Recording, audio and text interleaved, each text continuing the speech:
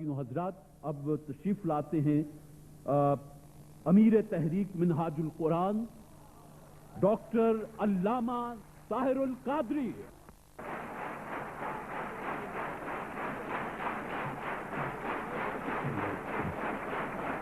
بسم اللہ الرحمن الرحیم۔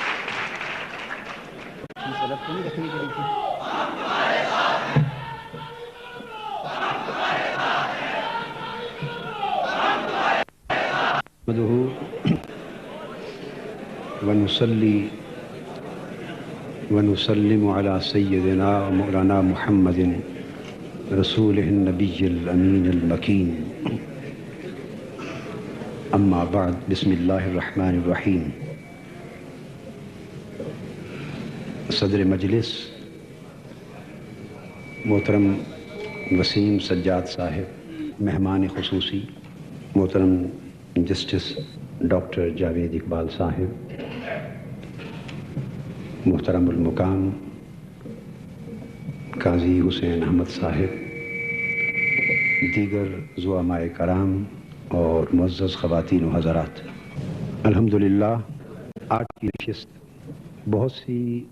جہات سے اہم اور مفید ہے۔ میں میر خلیل الرحمن میموریل سوسائٹی کو مبارکباد پیش کرتا ہوں جو وقتاً فوقتاً اہم موضوعات پر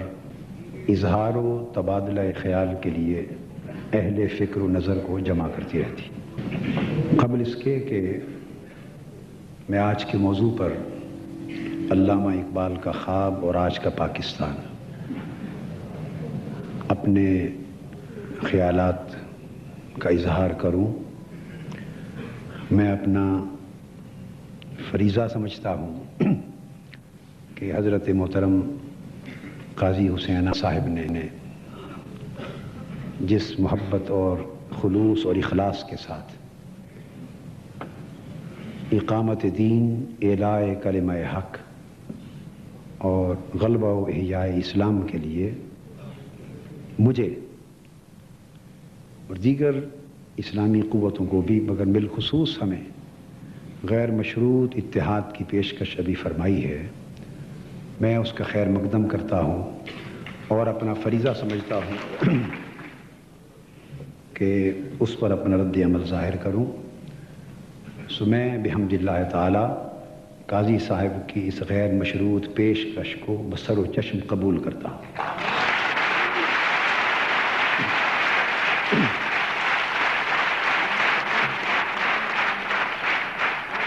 اور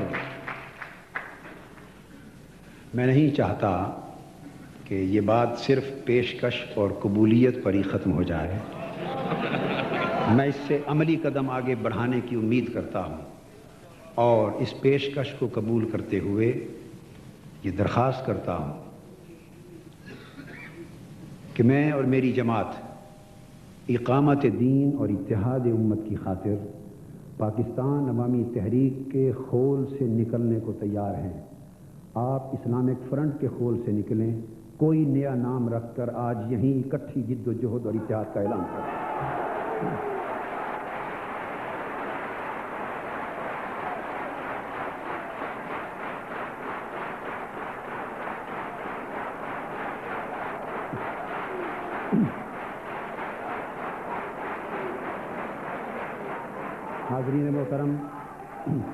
حاضرین محترم، اس خوشگوار فریضے کی ادائیگی کے بعد میں یہ عرض کرنا چاہوں گا کہ علامہ اقبال کا خواب ایک عظیم خواب کا تسلسل تھا، اور وہ خواب، اس کی ابتدا خود عہد نبوی سے شروع ہو گئی تھی۔ یہ پاکستان جو آج سندھ، پنجاب، بلوچستان اور سرحد کے علاقوں پر مشتمل ہے، اس سرزمین پاکستان کے سندھ کے علاقے سے کچھ لوگ حضور نبی اکرم صلی اللہ علیہ وآلہ وسلم کی خدمت میں حاضر ہوئے تھے۔ قبول اسلام کے لیے ایک روایت کے مطابق اور بغیر کسی تعارف کے حضور علیہ الصلوۃ والسلام نے انہیں دیکھتے ہی فرمایا تھا کہ تم لوگ سندھ سے آئے ہو، جس سے معلوم ہوتا ہے کہ حضور نبی اکرم صلی اللہ علیہ وآلہ وسلم کی توجہ اور دھیان اس سرزمین کی طرف تھا اور یہاں کے باشندوں کی پہچان بھی تھی۔ پھر ان کی درخواست پر حضور نبی اکرم صلی اللہ علیہ وآلہ وسلم نے چند صحابہ کرام اس خطہ پاکستان میں سندھ کی سرزمین پر دعوت و تبلیغ اسلام کے لیے خود روانہ فرمائے تھے۔ گویا وہ خواب اس عہد نبوی سے شروع ہو گیا اور پھر خلافت راشدہ کے دور میں، یعنی سیدنا عمر فاروق رضی اللہ تعالیٰ عنہ کے عہد خلافت میں 15 اور 16 سن ہجری میں حضور علیہ الصلوۃ والسلام کی وصال کو ابھی صرف 5-6 برس گزرے تھے۔ تو عہد فاروقی میں پاکستان، اس خطہ پاکستان کی سرحدیں خلافت راشدہ اور اس اسلامی سلطنت کے ساتھ ملا دی گئی تھی۔ یہ تاریخی حقیقت بہت کم تاریخ کے طلباء کو، معلموں اور متعلموں کو بہت کم معلوم ہے، اور بالعموم تاریخ پر لکھی گئی کتابوں کے اوراق پر بھی یہ واقعہ کم آیا ہے۔ عام طور پہ یہی خیال کیا جاتا ہے کہ سرزمین سندھ اور اس خطہ ارضی پر محمد بن قاسم کے ساتھ جو اسلامی لشکر آئے وہ گویا پہلے مجاہدین تھے جن کے ذریعے اسلامی سلطنت کا قیام عمل میں آیا، مگر واقعہ یہ ہے کہ اس وقت اسلامی سلطنت کا قیام بلکہ اس کا استحکام عمل میں آیا تھا۔ سیدنا فاروق اعظم رضی اللہ تعالیٰ عنہ کے زمانے میں خود صحابہ، تابعین اور تبع تابعین کا ایک لشکر، اسلامی فوج، حکم بن ابی العاص کی قیادت میں موجودہ بلوچستان کی سرحد میں داخل ہو گیا تھا،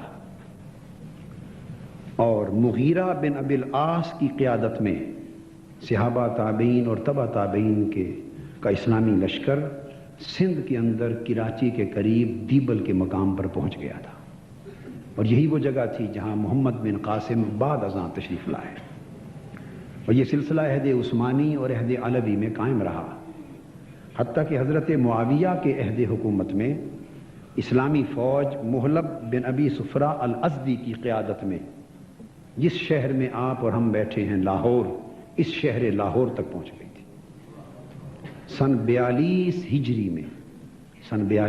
میں اسلامی لشکر شہر لاہور تک پہنچا تھا، اور اسی دوران سنان بن ابی سلمہ الحزلی کی قیادت میں بلوچستان میں کندھار، قصدار، مکران اور گرد و نواح کے علاقے فتح کر کے اس پورے خطہ ارضی کو اسلامی سلطنت کا حصہ بنا چکا تھا، اور دوسری طرف مغربی پنجاب کا پورا حصہ اسلامی سلطنت میں شامل کر دیا گیا تھا۔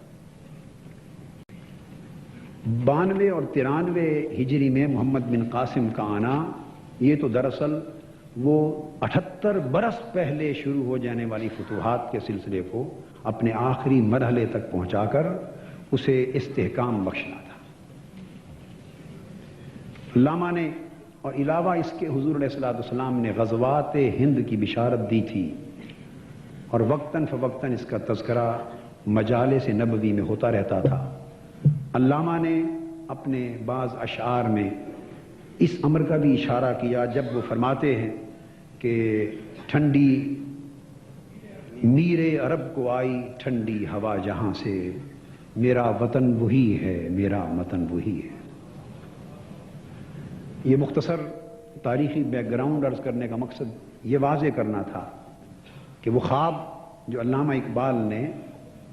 دیکھا اور جس کا برملا ذکر انہوں نے اپنے خطبہ الہ آباد 1930 میں کیا، وہ خواب ایک تسلسل تھا، اور اس تسلسل میں 14 صدیاں بیت چکی تھیں، اور پھر ایک اسلامک ہسٹری تھی ساری۔ علامہ اقبال نے اپنے خواب کو خطبہ الہ آباد 1930 میں ان لفظوں میں ارشاد فرمایا، یہ ان کے بڑے ہسٹورک سینٹنسز ہیں، ورڈز ہیں. فرماتے ہیں اگر ہم چاہتے ہیں ہم ان کلمات سے اندازہ کر سکیں گے کہ اس پاکستان کی نسبت علامہ کا خواب کیا تھا اور موجودہ پاکستان کیا ہے. افسوس کہ تعبیر تو اس کی نہ ملی، مگر اس خواب پر بھی اختلاف ہو گیا کہ یہ خواب آیا بھی تھا یا نہیں. علامہ کہتے ہیں اگر ہم چاہتے ہیں کہ اس ملک میں اسلام بحیثیت ایک تمدنی قوت، فقط ایک مذہب اور روایت کے طور پہ نہیں، ایک تمدنی قوت کے طور پہ زندہ رہے، تو اس کے لیے ضروری ہے کہ وہ ایک مخصوص علاقے میں اپنی مرکزیت قائم کرے. علامہ کا سیاسی مسلک ان کے اسلامی عقائد اور نظریات کے تابع تھے. چنانچہ 1930 میں پاکستان کے اسلامی مرکزیت کے اس خطے کے لیے ایک تصور پیش کر کے جاوید نامہ سے ارمغان حجاز تک وہ جا بجا مثالی اسلامی قرآنی ریاست کے خد و خال بیان کرتے اور اسلامی قیادت کی تیاری کے لیے مختلف تعلیمات مہیا کرتے رہتے. پاکستان کا قیام اور آزادی ہند علامہ کے نزدیک ایک خاص مقصد سے عبارت تھی، اور وہ مقصد کیا تھا خود اپنے کلمات میں ارشاد فرماتے ہیں بحوالہ خطبات و ارشادات. فی الحقیقت جس چیز کو اہمیت حاصل ہے وہ آدمی کا عقیدہ ہے، اس کی تہذیب ہے اور اس کی تاریخی روایات ہیں. پھر فرماتے ہیں کہ میری نگاہ میں یہ چیزیں اس قابل ہیں کہ جن کی خاطر آدمی کا جینا اور مرنا ہو، نہ کہ وہ زمین کا ٹکڑا جس کے ساتھ عارضی طور پر روح انسانی کا رابطہ ہو گیا. ان کلمات کے ذریعے علامہ نے قومیت اور ملت کی، قوم و ملت کی تشکیل کے سلسلے میں جغرافیائی وطنیت کا، جغرافیائی وفاداری کا مادی تصور رد کر دیا ہے، اور آپ نے جینے اور مرنے کے لیے عقیدے کو، تہذیب کو، تاریخی روایات کو، یعنی اس عقیدے اور نظریے کو منتخب کیا ہے. علامہ ان کلمات کے ذریعے امت مسلمہ کو ایک نظریاتی قوم کے طور پہ زندہ دیکھنا چاہتے ہیں.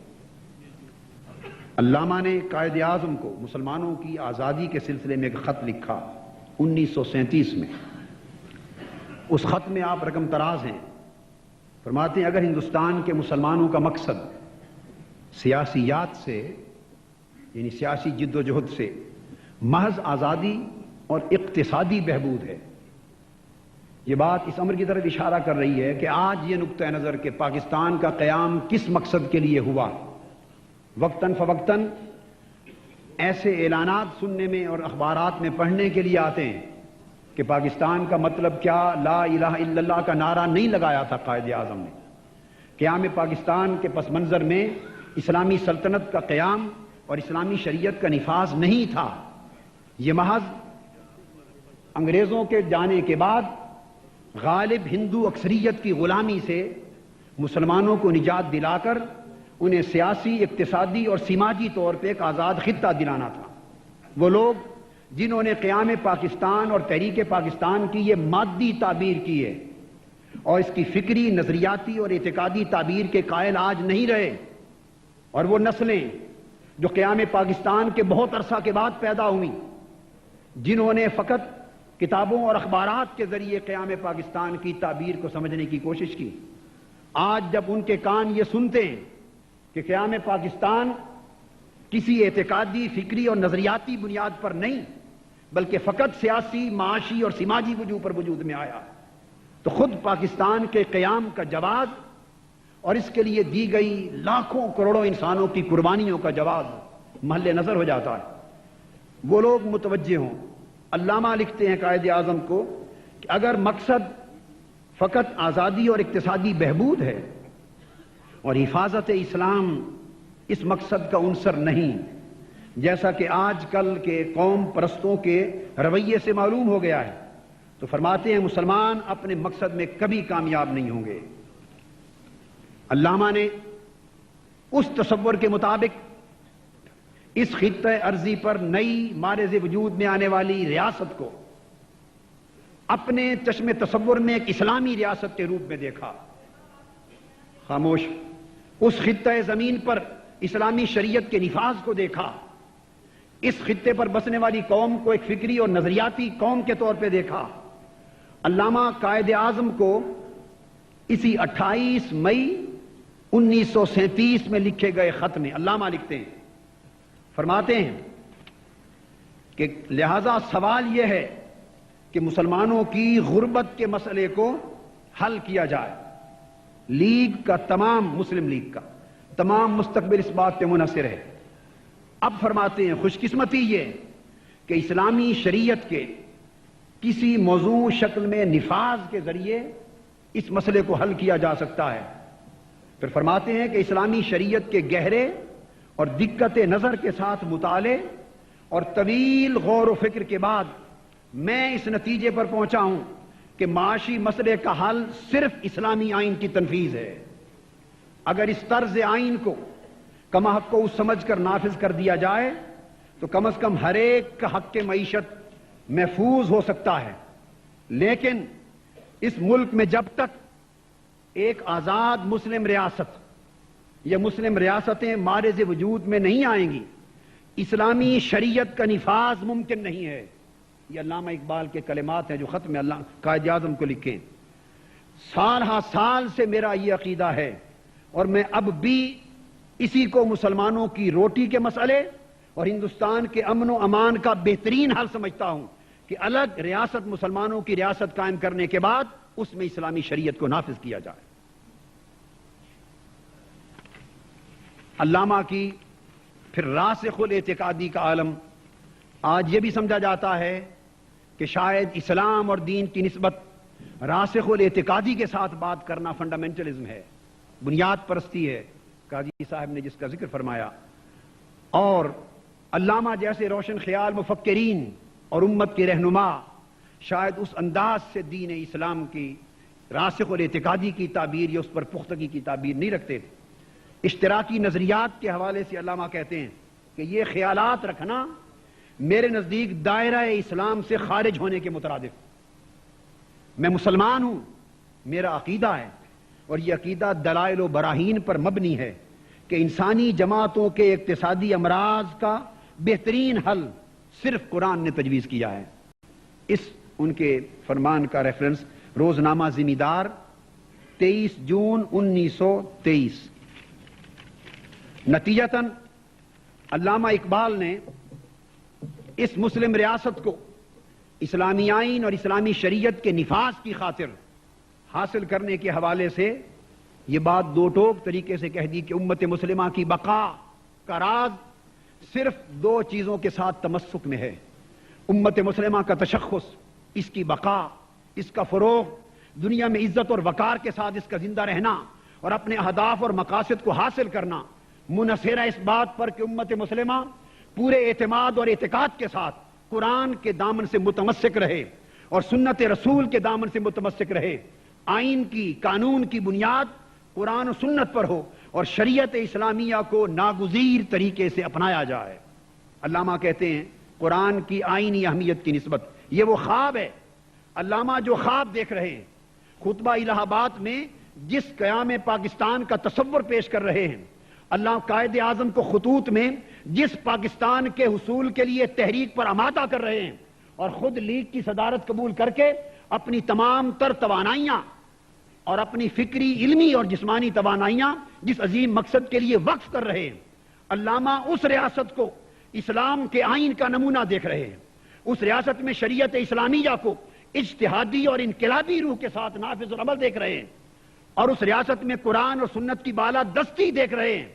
یہ وہ خواب ہے علامہ اقبال کا کہ جس خواب کی تعبیر کے لیے پاکستان کے قیام کے بعد ہر دور میں تقاضے کیے گئے، مطالبے کیے گئے،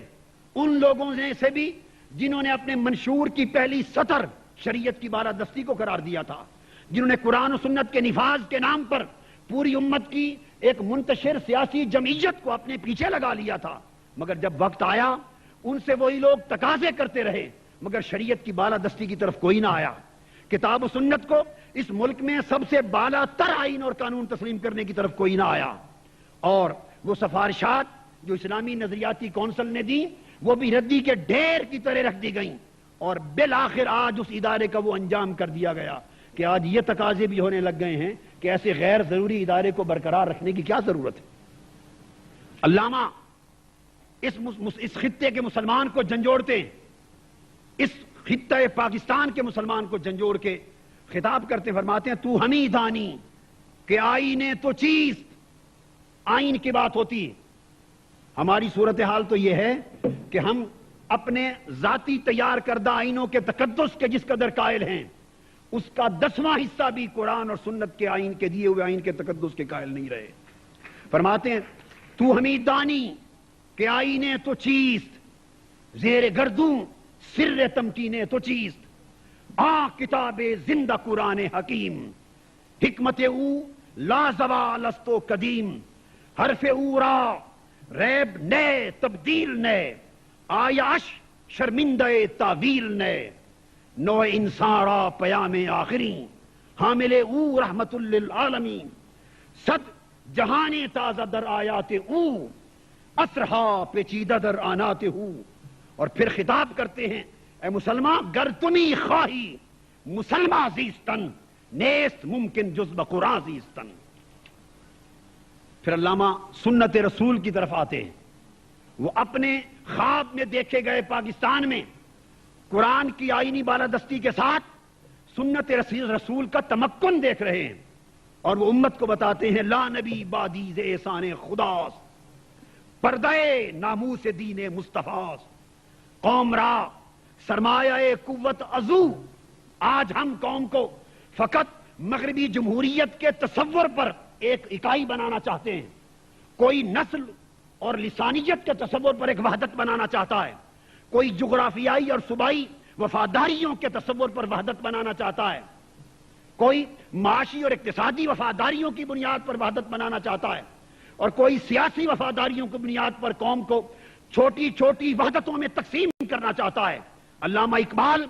ان ساری خود ساختہ مادی لادینی وحدتوں کے بتوں کو پاش پاش کر کے ایک وحدت کی معرفت دینا چاہتے ہیں، اور وہ وحدت کیا ہے؟ وہ پردہ ناموس دین مصطفیٰ، قوم را سرمایہ قوت عزو، حفظ سر وحدت ملت عزو۔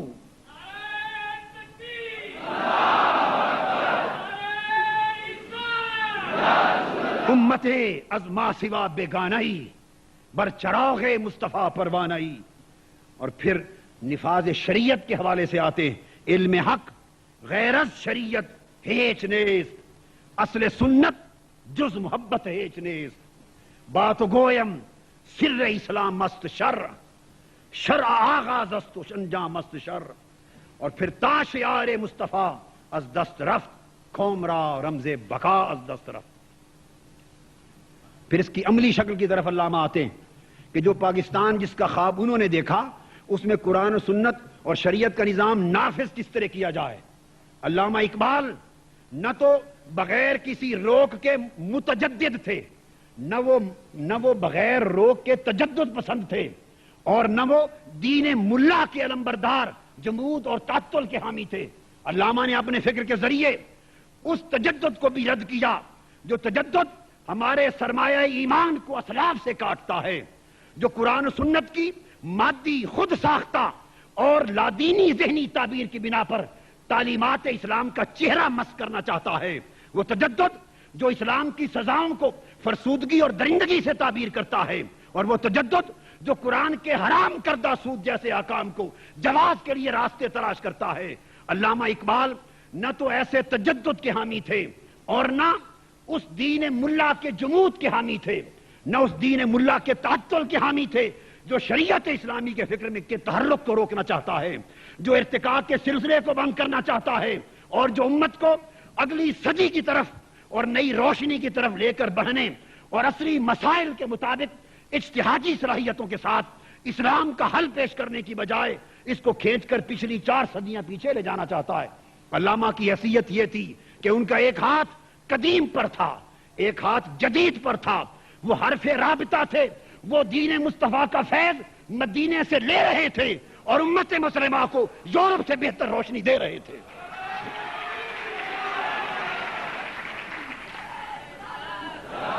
نتیجتاً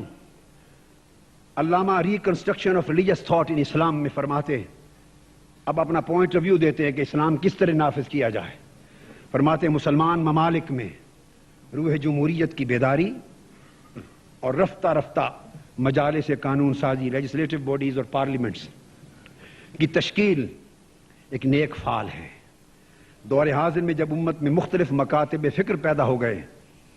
ایسے حالات میں انفرادی اجتہاد کے مقابلے میں شورائی اجتہاد زیادہ مفید ہے. وہ شورائی اجتہاد کی تائید کرتے ہیں اور انہی خطبات میں فرماتے ہیں مسلمانوں کی مجالس ہائے قانون ساز میں علماء کو اس کا ایک اہم اور مؤثر جز ہونا چاہیے، اور وہ اس کے رکن کی حیثیت سے قوانین شریعت پر آزاد بحث و تمیز میں معاونت اور رہنمائی کریں، اور احکام شریعت کے تعین میں غلطیوں کے سدباب کا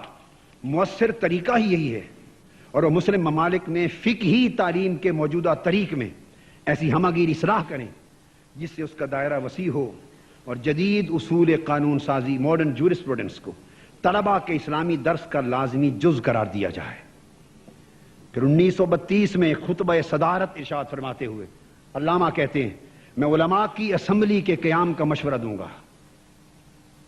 علماء کی اسمبلی کے قیام کا مشورہ دیتے ہیں جس میں وہ مسلمان وکلاء بھی شامل ہوں جو فقہ سے واقف ہیں. اس کا مقصد اسلام کی حفاظت اور تجدید ہوگا، لیکن اس طور پر کہ بنیادی اصولوں کی روح قائم رہے.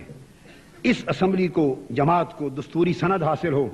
اور اس قسم کی اسمبلی کا قیام اسلامی اصولوں کو سمجھنے میں بڑا مددگار ثابت ہوگا. اور فقہ کی تدوین نو پر علامہ کو بڑی فکر تھی. مختلف علماء کو خط لکھتے رہے اور اپنی تصانیف اور اپنی جگہوں میں بھی پے در پے اس کا ذکر کرتے رہے، حتیٰ کہ ایک خط سید سلیمان ندوی کو لکھا. اس میں لکھا کہ یہ میرا عقیدہ ہے کہ جو شخص اس وقت قرآنی نقطۂ نگاہ سے زمانہ حال کے اصول قانون پر ایک تنقیدی نگاہ ڈال کر احکام قرآنیہ کی ابدیت ثابت کرے گا وہی اسلام کا مجدد ہوگا،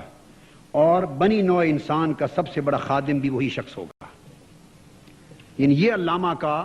نقطہ نظر تھا اس تصور کے بارے میں جو پاکستان کا خواب انہوں نے دیکھا کہ اس کا لیگل سٹرکچر کیا ہوگا، اس کا کانسٹیٹیوشنل سٹرکچر کیا ہوگا، اس کا پولیٹیکل سٹرکچر کیا ہوگا، اس کا نظام کیا ہوگا. پھر علامہ آج وہ خواب تعبیر کیسے نظر آئے کہ علامہ دین اور سیاست کی دوئی کو رد کرتے رہے، وحدت کی بات کرتے رہے. ہم نے دین اور سیاست کو واضح طور پر ایک دوئی سمجھا ہے اور اس کے دوئی ہونے کا پرچار کر رہے ہیں. علامہ کہتے ہیں جب وطن کے جغرافیائی بنیادوں پر مارز وجود اور قوم و ملت کے وطنیت پر مارز وجود آنے کی بات ہوئی تھی، علامہ نے ہند کے بہت بڑے عالم دین کو بھی پکارا تھا اور کہا تھا جم ہنوز نہ دانت رموز دی ورنہ دیو بند حسین احمد ہی چبل اجبیس سرود برسر منبر کے ملت از وطنس چے بے خبر سے مقام محمد عربیس و مصطفیٰ برسا خیش را کے دی ہماؤس اگر بہو نہ رسیدی تمام بو لہبیس. اور پھر علامہ فرماتے ہیں ہوئی دین و دولت میں جس دن جدائی، ہوس کی امیری ہوس کی وزیری، دوئی ملک و دین کے لیے نامرادی، دوئی چشم تہذیب کی نابصیری. یہ تو اس دوئی کے تصور کو رد کیا. علامہ دین اور سیاست اور دین و دنیا کی دوئی اس اپنے دیکھے گئے پاکستان کے اندر نہیں دیکھنا چاہتے. اور اس وقت ہماری صورتحال یہ کہ علامہ کے خواب کو، ان کی خواہشات کو، ان کی امنگوں کو، ان کی تعلیمات کو ہم نے پس پشت ڈالا، اور وہ سرمایہ دارانہ جمہوریت اور وہ تجارتی سیاست جس کا راج اور جس کا سکہ اس وقت پاکستان میں سرمایہ دارانہ جمہوریت کا اور تجارتی سیاست کا، علامہ نے اس کے مکروہ چہرے سے ہر بار پردے اٹھائے اور اس قوم کو مخاطب کر کے خواب غفلت سے بیدار کرتے ہوئے علامہ نے فرمایا اے کہ تجھ کو کھا گیا سرمایہ دارے ہی لگر، شاخ آہو پر رہی صدیوں تلک تیری بارات، دست دولت آفری کو مزد یوں ملتی رہی، اہل ثروت جیسے دیتے ہیں غریبوں کو زکات، نسل قومیت کلیسا سلطنت تہذیب رنگ، خواجگی نے خوب چن چن کر بنائے مسکرات، مکر کی چالوں سے بازی لے گیا سرمایہ دار، انتہائے سادگی سے کھا گیا مزدور مات۔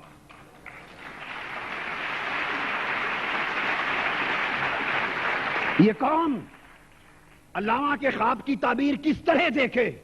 کہ جب تک قوم ان مکر کی چالوں میں خود مبتلا رہے گی اور وہ پردے اس مکروہ چہرے سے جو علامہ نے اٹھائے، جب تک قوم ان مکروہ چہروں کو پہچاننے کی کوشش نہ کرے گی، اس وقت تک اس خواب کی تعبیر میسر نہیں آ سکتی۔ پاکستان کا سیاسی مقدر جاگیرداروں کے ہاتھ میں ہے، سرمایہ داروں کے ہاتھ میں ہے۔ جاگیردار اور سرمایہ دار ایک تجارتی سیاسی جنگ میں مبتلا ہیں۔ اقتدار کی جنگ ہے، مفادات کی جنگ ہے، سرمایہ و دولت کی جنگ ہے، اور وہ لوگ جن کا کوئی کردار نہیں، امانت میں کوئی درجہ نہیں، دیانت میں کوئی مقام نہیں، اخلاص اور وفاداری میں کوئی سطح نہیں، الا ماشاء اللہ بہت کم لوگوں کو چھوڑ کر، اور جن کے پاس علم کی دولت نہیں، کم لوگوں کو چھوڑ کر ان کی غالب اکثریت اس ملک کے اقتدار کے ایوانوں پر قابض ہے، سیاست کی کرسی پر قابض ہے۔ قوم انہی کو رہنمائی اور قیادت کا حقدار سمجھتی ہے، ہزار گالی بھی دیتی ہے، ووٹ بھی انہی کو جا کے دیتی ہے۔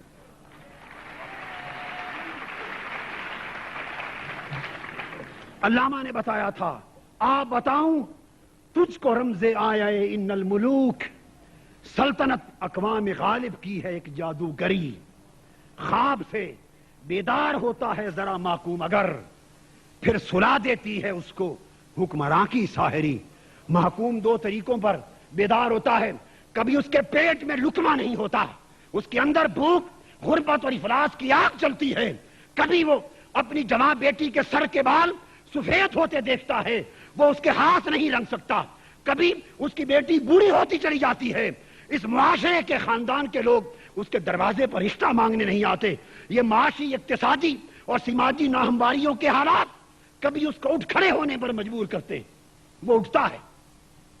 ایک طیش میں آتا ہے، اس کے اندر ایک انقلاب پپا ہوتا ہے، وہ چاہتا ہے کہ میں دگرگوں کر دوں زمانے کے حالات کو، اٹھ کھڑا ہوں۔ مگر وہ ساحری اور جادوگری کیا ہے؟ جب غریب اپنا حق لینے کے لیے اٹھتا ہے تو جاگیردار اور سرمایہ دار غریب کے وفادار بن کے ایک نیا نقاب اوڑھ کر اس کے ہمدرد بن کے آ جاتے۔ غریب ہجوم ان کے پیچھے لگ جاتا ہے کہ تمہیں روٹی مل جائے گی، تمہیں کپڑا مل جائے گا، تمہیں مکان مل جائے گا۔ وہ ہجوم وہی مکار انتہائی سادگی سے کھا گیا مزدور مات۔ کبھی غریب کو احساس ہوتا ہے ادھر سے تو کچھ نہ ملا، نہ روٹی ملی، نہ مکان، نہ کپڑا، کچھ نہ ملا، پھر وہ غفلت کی نیند سو جاتا ہے، بے حسی کی موت مر جاتا ہے۔ زمانہ بیت جانے کے بعد پھر اس کا ضمیر جاگتا ہے، وہ سوچتا ہے کہ شاید میرے دکھوں کا مداوا مصطفیٰ کے دیے ہوئے نظام میں ہو، دین میں ہو، اسلام میں ہو۔ پھر وہ دوبارہ بیدار ہوتا ہے۔ علامہ جو کہتے ہیں نا، خواب سے بیدار ہوتا ہے ذرا محکوم اگر، پھر بیدار ہوتا ہے، اسلام کے لیے گولیاں کھانے کے لیے آتا ہے، وہ اسلام کی قربانی کی بات کرتا ہے۔ جب اسلام کا جذبہ معاشرے میں موجزن ہوتا ہے، پھر وہی ڈاکو، وہی لٹیرے،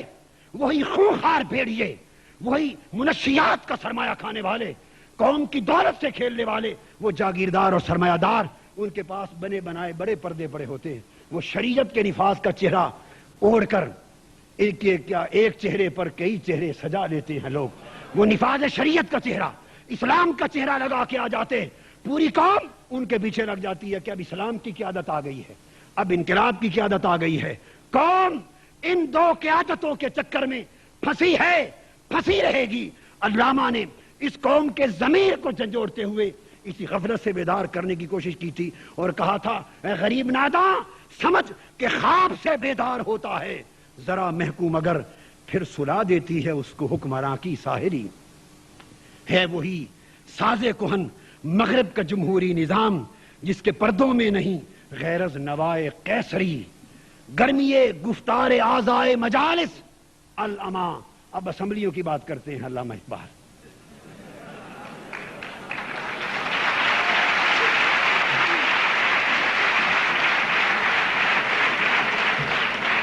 اب یہ اعضائے مجالس کی بات آ گئی، ممبر پارلیمنٹس آ گئے، ایم این ایز آ گئے، ایم پی ایز آ گئے، اب منڈیوں کی بات ہو گئی ہے۔ فرماتے ہیں گرمی گفتار اعضائے مجالس، یہ جو تمہارے مجالس ہیں، یہ تمہارے ایوان نمائندگی ہیں، ان کے رکن اور ان کے اعضاء ان کی تقریروں سنیں، ان کے وعدے سنیں، فلور پر کھڑے ہو کر ان کی جمہوریت پسندی سنیں، اور مجمع عام کے سامنے ان کی اصول پسندی سنیں، گرمی گفتار سنیں. علامہ یہ بھی ایک سرمایہ داروں کی ہے جنگ زرگری، یہ بھی سرمایہ داروں کا دھوکہ ہے. ان کے علامہ فرماتے ہیں ان کے ظاہر اور باطن کے تضاد کو پہچانو. ایک سراب رنگ و بو کو گلستاں سمجھا ہے تو، آہ اے ناداں کفس کو آشیاں سمجھا ہے تو. آواز ذرا زیادہ کروا دیں آواز زیادہ کروا دیں. اور پھر علامہ فرماتے ہیں یہ نام نہاد جمہوری نظام، یہ نام نہاد انتخابات، یہ نام نہاد انتخابات، یہ نام نہاد جمہوری نظام، اس کی نسبت علامہ کہتے تو نے کیا دیکھا نہیں مغرب کا جمہوری نظام، چہرہ روشن اندروں چنگیز تھے تاریک تر. اور پھر فرماتے ہیں گریز از طرز جمہوری غلام پختہ کارش ہو کہ از مغز دو صد خر فکر انسانی نمی آیت. اور پھر علامہ فرماتے ہیں مجھے تہذیب حاضر نے عطا کی ہے وہ آزادی، یہ تہذیب دور حاضر ہے کہ ظاہر میں تو آزادی ہے باطن میں گرفتاری. ہر طرف پریشان ہو کر اب علامہ سوچتے ہیں کہ میں اپنے خواب کی تعبیر کے لیے کدھر جاؤں. علامہ نہ واشنگٹن کی طرف چہرہ کرتے ہیں نہ ماسکو کی طرف چہرہ کرتے ہیں. یہ سارے مادی لادینی افکار، نظریات، تہذیب اور ثقافت کے تصورات ہر طرف وہ ان کو گھناؤنا پن نظر آتا ہے. اور پھر اپنے خواب کی خوبصورت تعبیر کے لیے ان کی روح کہتی ہے کہ تو پکار، اور وہ پکارتے ہیں تو اے مولا یثرب آپ میری چارہ سازی کر، تو اے مولا یثرب آپ میری چارہ سازی کر، میری دانش ہے افرنگی میرا ایمان ہے زناری.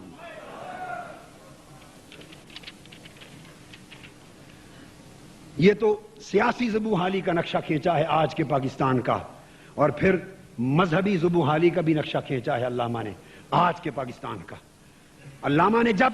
جہاد اور انقلاب کے دو نعرے بلند کیے، اجتہادی اور انقلابی فکر دیا، اور صدیوں سے طاری جمود اور تعطل کو توڑنے کی بات کی، اور اسلام کو فقط رسمی دین سمجھنے کی بجائے تحرک اور ارتقاء پر مبنی ایک انقلابی اور جہادی دین کے طور پہ پیش کیا، تو وہ لوگ جو جمود پسند تھے، جو تعطل پسند تھے، جو فتویٰ جن کے پاس فتوے کی مشینیں تھیں، سب اپنی مشینیں لے کر علامہ پر کفر کے فتووں کے ساتھ پل پڑے. علامہ ایک طرف دیکھتے ہیں ان کی صفوں میں کہیں اتحاد دکھائی نہیں دیتا، انتشار ہے، ایک دوسرے پر فتوے ہیں، ایک دوسرے سے نفرتیں ہیں، کدورتے ہیں، ہر بات پر مختلف ہیں مگر ایک بات پر متفق ہیں. ہر بات پہ مختلف ہیں مگر ایک بات پہ متفق ہیں. وہ کیا؟ علامہ فرماتے ہیں یہ اتفاق مبارک ہو مومنوں کے لیے کہ یک زباں ہیں فقیہان شہر میرے خلاف.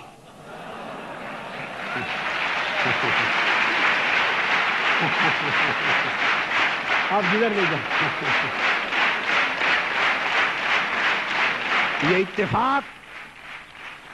یہ اتفاق مبارک ہو مومنوں کے لیے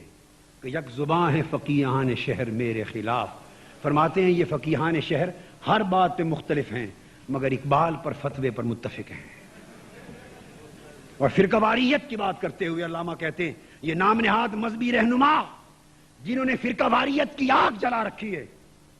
اور اس کو جہاد کا نام دیتے ہیں، اس فتنہ اور فساد کو جہاد کا نام دیتے ہیں، اس پر علامہ فرماتے ہیں میں جانتا ہوں انجام اس کا کہ جس مارکے میں ملا ہوں غازی، کہ جس مارکے میں ملا ہوں غازی. آپ کس اتحاد کے مطالبے کر رہے تھے؟ کن چیزوں کا اتحاد؟ یہ خالی ہاتھوں کے مسافے ہیں، یہ نعرے. اتحاد اگر ہوتا تو آج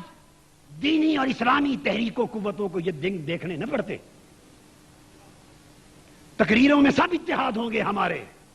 مگر جب تک دل غیظ، کدورت، منافرت اور منافقت سے ہمارے دل جب تک پاک نہ ہوں گے، سر جوڑنے سے کوئی اتحاد نہیں ہوتے.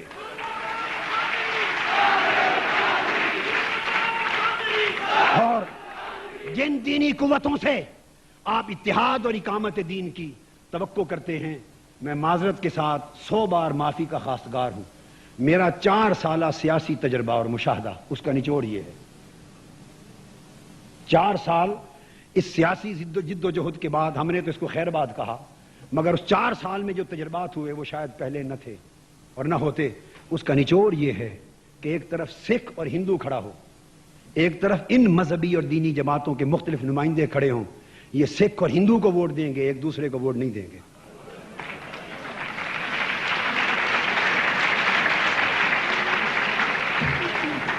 علامہ کہتے ہیں، علامہ اس حقیقت سے آگاہ تھے، فرماتے ہیں دین کافر فکر و تدبیر و جہاد، دین کافر فکر و تدبیر و جہاد، اور دین ملا فی سبیل اللہ فساد۔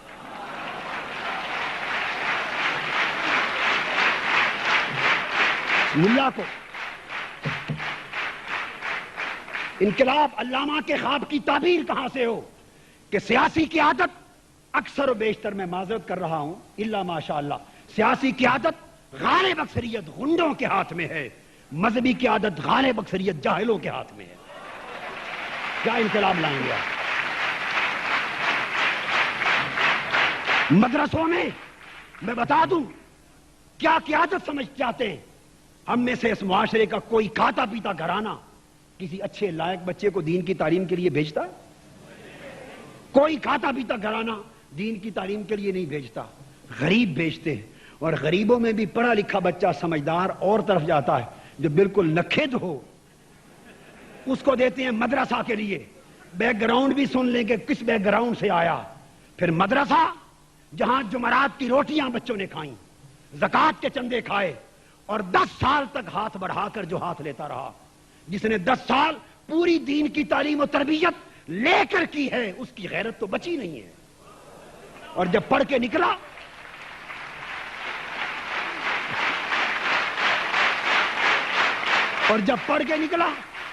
جب مدرسہ سے نکلا، علامہ کہتے ہیں گلا تو گھونٹ دیا اہل مدرسہ نے تیرا، کہاں سے آئے صدا لا الہ الا اللہ۔ گلا تو گھونٹ دیا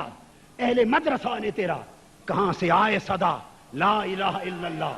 آج غزالی پیدا کرنا ہے، رومی پیدا کرنے ہیں، رازی پیدا کرنے ہیں، پورے نظام تعلیم کو بدلنا ہوگا، درس کے پورے نصابوں کو بدلنا ہوگا، معاشی سماجی نظام کو بدلنا ہوگا۔ اچھا دماغ جائے گا، اچھا ماحول پائے گا، اور لے کر کھانے کی بجائے دینی قیادت جب تک لینے کی بجائے دینے والی نہیں بنتی، وہ انقلاب کے قابل نہیں ہو سکتی۔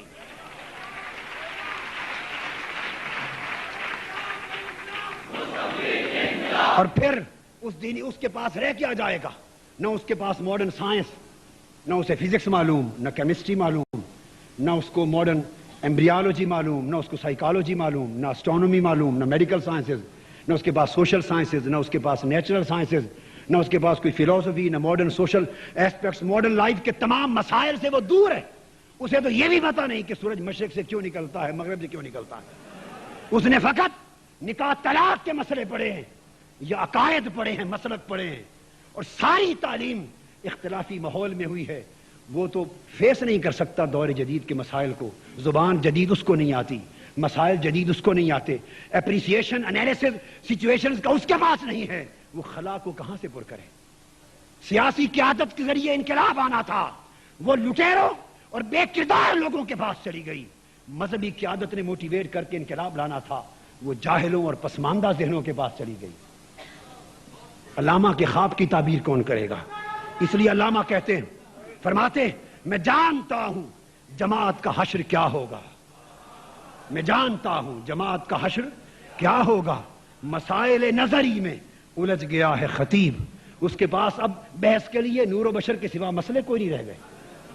حاضر و ناظر کے سوا اس کے پاس مسئلے کوئی نہیں، اس کے پاس ختم درود جائز ہے ناجائز ہے اس کے سوا مسئلے کوئی نہیں، یہی نعروں کے سوا اس کے پاس مسئلے کوئی نہیں۔ اس کی تعلیم ہوتی، وہ افق کے عالم کے حالات کو دیکھتا، اس قوم کی رہنمائی کرتا، اور پھر اپنی بقا کے لیے ان کے پاس ایشو کوئی نہیں ہے، وہ ایشوز کو سمجھتے نہیں ہیں، وہ اپنی پولیٹیکل سٹیبلٹی اور پولیٹیکل ایگزسٹنس کے لیے ایشو کریٹ کرتے ہیں، تو وہ پھر شیعہ سنی کافر کے ایشو کریٹ ہوں گے، وہ دیوبندی بریلوی کافر کے ایشو کریٹ ہوں گے، وہ پھر کافر کے مسئلے ہوں گے۔ اور میں اس حکومت سے بھی پوچھتا ہوں، وہ حکومتیں جو ہمیشہ سے اس فرقہ واریت کی مذمت کرتی ہیں، یہ خالی کلامی مذمت ہے فرقہ واریت کی ایسی فتنوں کو اس سوسائٹی میں پیدا کس نے کیا اور کیوں ہونے دیا گیا، پروان کیوں چڑھنے دیا گیا؟ سب ذمہ داری حکومتوں پر آتی ہے۔ اپنے مفادات کے لیے یہ ایسے فتنے پالتی ہیں، کبھی کراچی میں پالے، کبھی سندھ میں پالے، کبھی پنجاب میں پالے، ان کو استعمال میں لاتی ہیں اور ڈیوائیڈ اینڈ رول کے اصول کے اوپر اپنے اقتدار کو دلیل کرتی ہیں۔ مکتب و خانقاہ ویران ہو گئے۔ مذہبی حالت کے حوالے سے علامہ کہتے ہیں مکتبوں میں کہیں رعنائی افکار بھی ہے، خانقاہوں میں کہیں لذت اسرار بھی ہے۔ آخر میں علامہ نے جو بات کہی ہے، میں یہ سمجھتا ہوں کہ اگر ہم بدستور اسی حال پہ چلتے رہے، ہمیں اپنی سمت درست نہ کی، اپنے آپ کو سنبھالنے کی کوشش نہ کی، خواب غفلت سے بیدار نہ ہوئے، اور ہم نے احوال حیات میں انقلاب برپا کرنے کے لیے اسٹرگل نہ کی، اور ہماری اس پجمردہ زندگی میں ایک تلاطم نہ آیا، تو پھر کیا ہوگا؟ یہ آج کا پاکستان ہے، ایک اسی حال میں مستقبل کا پاکستان بھی ہوگا۔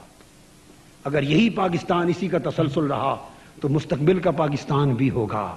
اور جب وہ حالات ہماری آنکھوں کے سامنے ہوں گے پھر جو کوئی چاہے گا بھی تو کچھ نہ کر سکے گا۔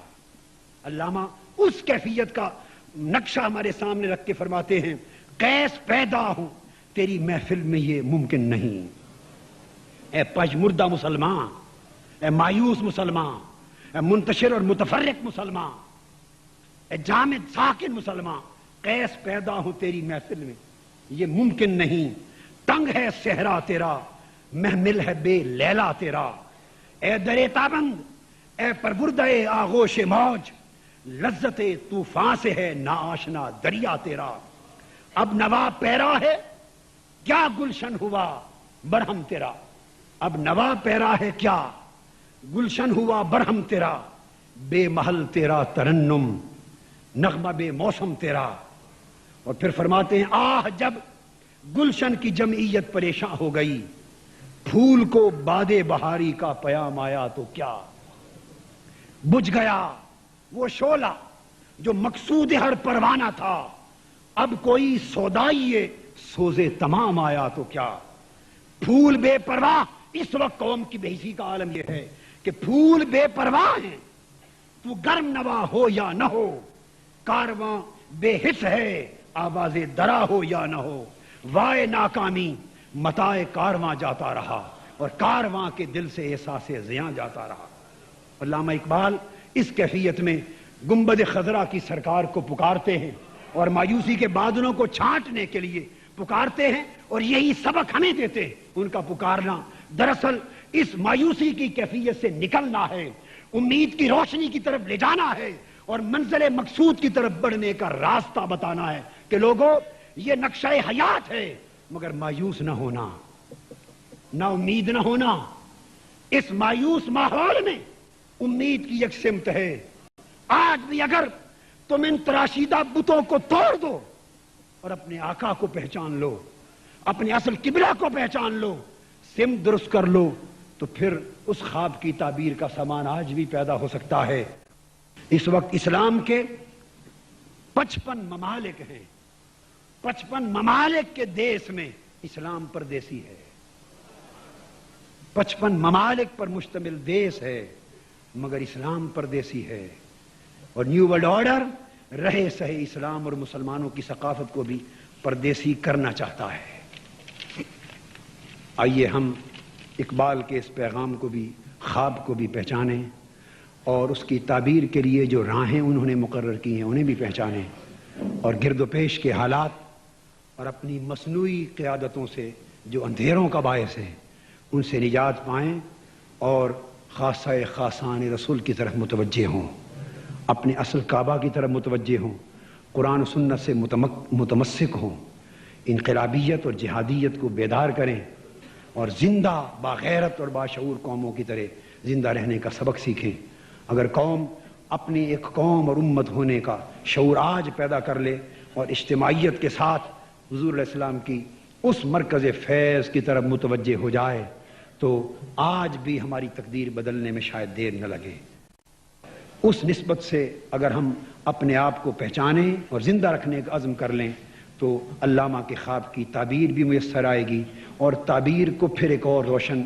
مستحکم مستقبل بھی میسر آئے گا۔ میں شکریہ کے ساتھ انہی کلمات پہ اجازت چاہتا ہوں.